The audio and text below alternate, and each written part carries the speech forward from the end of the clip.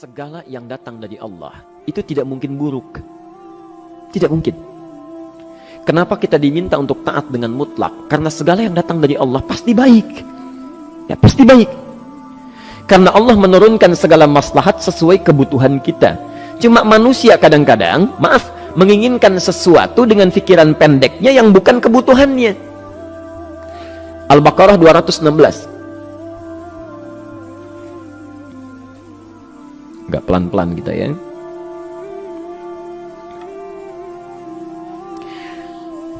Bapak Ibu kalau diminta milih, pilih motor, pilih mobil. Pilih motor, pilih mobil. Kalau sebagai manusia biasa pilih motor, keterlaluan itu. Umumnya akan memilih mobil. Akan memilih mobil umumnya. Tapi kadang-kadang kita menginginkan sesuatu yang tinggi, menurut Allah itu bukan kebutuhan kamu. Kebutuhan kamu itu motor. Ya. Keperluan kamu motor. Kalau kamu punya mobil, sulit nantinya. Gangnya sempit, mesti bikin garasi, anggaran bertambah, dipikirin juga. Capek. Sudah, motor saja, terbebas dari banyak kemacetan. Mampu diurai, tidak banyak difikirkan. Pelan-pelan. Turun ayat, kutiba alaikumul qitalu wa huwa kurhul lakum. Ya. Diwajibkan atas kalian berperang. Dulu orang diminta jihad gelisah, ya. Gelisah. Nah, kalau ada perintah Allah yang melahirkan kegelisahan, ini maknanya. Ya, tidak harus dalam konteks jihad yang fisik, ya. Jihad, melawan hawa nafsu kita. Jihad melawan pikiran kita. Jihad melawan prasangka buruk kita. Kadang-kadang ada keinginan kita yang kita inginkan menurut Allah itu belum baik untuk kita. Nah, sifat manusia ketika diberikan oleh Allah keputusan yang terbaik, kadang-kadang ada sifat dalam hatinya gejolak, belum bisa menerima. Ya. Ada gejolak di hatinya. Dalam keadaan demikian kata Quran, kutiba alaikumul qital. Kalau Anda merasakan sesuatu sedang ada gejolak di jiwa, sulit menerima ketetapan Allah, maka perangi perasaan-perasaan buruk itu. Wa huwa kurhul lakum, walaupun itu sulit. Walaupun itu sulit. Jangan berprasangka buruk dulu pada Allah. Ayat yang indahnya, perhatikan kalimatnya. Asa an takrahu syai'an fahuwa khairul lakum. Boleh jadi Anda tidak menyukai sesuatu, di balik itu ada kebaikan-kebaikan besar yang Allah sedang rencanakan. Ya. Karena pikiran kita pendek, maunya sekarang saja. Tapi subhanallah, Allah sangat panjang, tidak ada batasnya. Allah memberikan maslahat sampai kamu meninggal, ini maslahatnya. Kamu berpikir sekarang saja. Wa asa an tuhibbu syai'an wa huwa syarrul lakum. Sedangkan boleh jadi di balik yang kita sukai ada keburukan yang sedang menunggu kita di depan ini, kamu tidak tahu. Ya. Apa logikanya? Wallahu ya'lamu. Allah tahu masa depan yang akan terjadi menimpa kita, wa antum la ta'lamun. Sedangkan kalian tidak bisa membaca masa depan. Ya. Saya punya adik perempuan datang lalu meminta doa. Kak, saya ingin tes katanya. Ya, di salah satu bank. Kemudian sudah pada tahap akhir yang menurut hitung-hitungan manusia dan perkiraannya insya Allah lulus, karena tidak ada alasan apa-apa lagi untuk tidak meluluskan. Baik, bismillah kita berdoa, tapi doa kita seperti dibimbing oleh Quran, tidak minta dunia saja ya. Jadi dunia baik, Al-Baqarah 201, Rabbana atina fid dunya wa fil akhirah ya. Dunia minta baik, akhirat minta baik. Tapi aturan dunia dan akhirat ini jangan disebandingkan, rugi. Dunia itu kecil, ya, akhirat lebih besar. Dunia itu kecil. Makanya diatur di Al-Qasas ya, ayat 77 sampai 78 itu. Aturannya wabtaghi fima atakallahu daral akhirah wa la tansa nasibaka minad dunya. Minta seluas-luasnya akhirat, tapi dunia jangan berlebihan. Ya. Sekedar mencukupi kebutuhan kita saja. Ya. Pakaian, Bapak Ibu sekalian, ya, kita beli pakaian sesuai kebutuhan saja, jangan berlebihan ya. Cukup ketika kita akan sholat, layak, indah dalam pandangan Allah.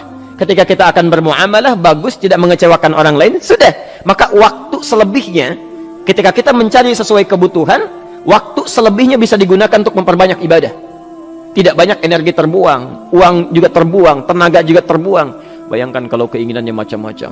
Wah, ingin baju terbaru, ingin tasnya Hermes, mereknya dari Paris, sekarang juga mesti dibeli. Wah, uangnya sudah 400 juta keluar, tenaga mesti keluar, beli tiketnya macam-macam dan sebagainya. Habis waktu untuk mengejar dunia, ibadah tertinggalkan. Di rumusnya dunia itu secukupnya saja. Nah, yang paling menarik, Kita doakan supaya Allah memberikan kebaikan dunia dan akhiratnya yang paling utama. Maka datanglah dengan lesu mengatakan, saya tidak lulus katanya. Kenapa? Saya bilang, saya tidak tahu, saya sudah berusaha. Tapi konon kabarnya, saingan saya adalah anak salah satu pejabat. Masya Allah. Saya bilang, kamu jangan bersedih. Kamu menginginkan sesuatu dengan pikiran pendek, Allah pasti memberikan yang terbaik yang tidak terlukiskan nanti. Subhanallah. Pekan beberapa hari setelah itu, muncul berita, ternyata dia diterima di bank syariah. Ya. Dia menginginkan sesuatu yang diinginkan, Allah menginginkan lebih dari apa yang dia harapkan. Dikasih bank syariah, di situ terjaga, meningkat keagamaannya, terjaga hijabnya, segalanya, dan disitulah kemudian diarahkan untuk menemukan jodohnya. Masya Allah. Dia berpikir saat itu Allah merencanakan masa depannya. Ya. Jadi apa yang Allah sudah rencanakan pasti baik, Pak, Bu. Jadi tadi dari salat subuh yang pertama kali ingin disampaikan adalah, coba dilihat sampai subuh ini, adakah aturan Allah dan Rasulnya yang sampai subuh ini pernah kita langgar, pernah kita ragukan. Barangkali itu yang membuat kehidupan kita sulit. Ya. Allah, Rasul membuat aturan. Dan ada 4 tipikal orang, ya, 4 tipikal orang bila dihubungkan dengan aturan yang Allah dan Rasul sudah buat itu. 1, ada yang ikut aturan. Maka orang seperti ini, kata Quran, yuridullahu bikumul yusra wala yuridu bikumul usra. Al-Baqarah 185. Allah menginginkan kemudahan, tidak menghendaki kesulitan dalam hidupmu. Ya. Maka dibuat aturan, yang ikut aturan Allah pasti mudah hidupnya. Ya, pasti mudah hidupnya. Ya. Rizkinya mudah, hidupnya mudah, nyaman, enak. Ya. 1, ada yang ikut aturan. Yang kedua, ada yang keluar aturan. Ya. Ini pasti repot. Pasti repot. Di awal-awal seperti menyenangkan, ujung-ujungnya repot. Allah bilang, jujur, jangan berdusta. Kalau dusta celaka. Wailul lil mukadzibin. Celaka bagi para pendusta. Dia keluar aturan, dia berdusta. Awal-awal memang nikmat. Besok. Ya. Pak, ini amplop siapa ya? Ya. Maaf Pak, ini amplop memang ini khusus Pak, anggaran tertentu, tidak ada kaitan dengan proyek ini. Padahal ada kaitan dengan proyek, dia sisihkan untuk kepentingan pribadinya. Bohong. Saat itu merasakan enak dapat tambahan, besok-besok dikejar-kejar sama aparat kepolisian. Ya. Celaka. Wail, itu sudah keluar aturan pasti celaka. Ya. Subhanallah. Jadi ada orang kedua keluar aturan. Yang ketiga bikin aturan sendiri. Dikasih aturan, dia bikin aturan sendiri. Subhanallah. Kalau sakit, dibuat ketentuan.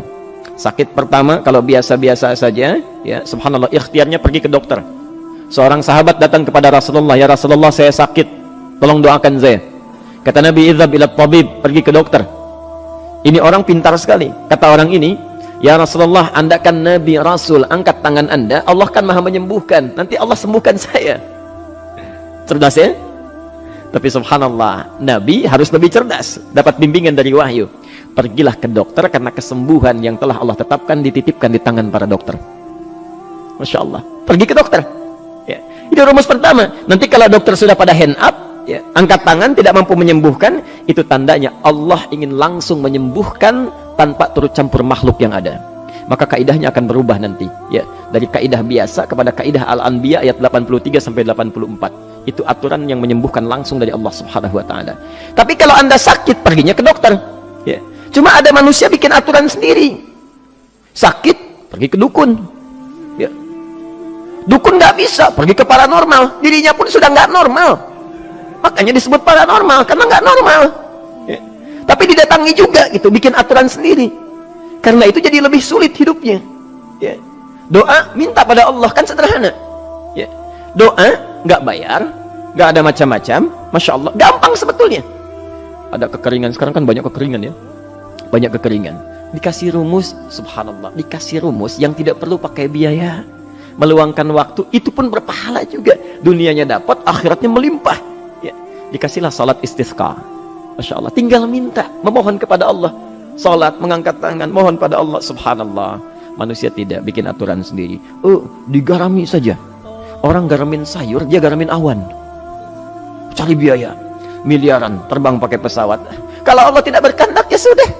Ya. Ayo silahkan, berapa biaya yang mau kamu kumpulkan, tenaga yang kamu kumpulkan, silahkan aja. Ya. Yang ini hujan, bikin kering lagi di sana. Sana hujan, bikin kering lagi di sana. Mau sampai kapan? Ya. Dikasih yang gratis tinggal muncul, cuma manusia bikin aturan sendiri, ya susah hidupnya. Itu yang ketiga. Yang keempat, ada orang nggak mau diatur. Allah bikin aturan, dia nggak mau diatur. Ya, Masya Allah, ini yang luar biasa. Inilah yang fasik. Fasik itu keluar dari aturan, menyimpang, tidak mau diatur dia. Ya, tidak mau diatur. Karena itu Bapak Ibu sekalian, dari ayat yang pertama ini, ya, mari kita evaluasi sampai dengan hari ini subuh. Dari ayatnya memang sederhana, singkat, padat, cuma satu ayat. Tapi meminta kita untuk melihat, sudahkah sampai hari ini taat pada Allah dan Rasulnya? Yang kedua, ketaatan kita apakah selalu ragu atau sudah melahirkan keyakinan yang paripurna? Ya. Yang ketiga, pelajari aturan-aturan Allah terkait kehidupan kita. Aturan sholat, aturan muamalah, ya, aturan beraktivitas, aturan berumah tangga. Pelajari itu supaya mendapatkan kemudahan. Biasanya kesulitan didapatkan karena kita belum mengenal aturan Allah dan Rasulnya.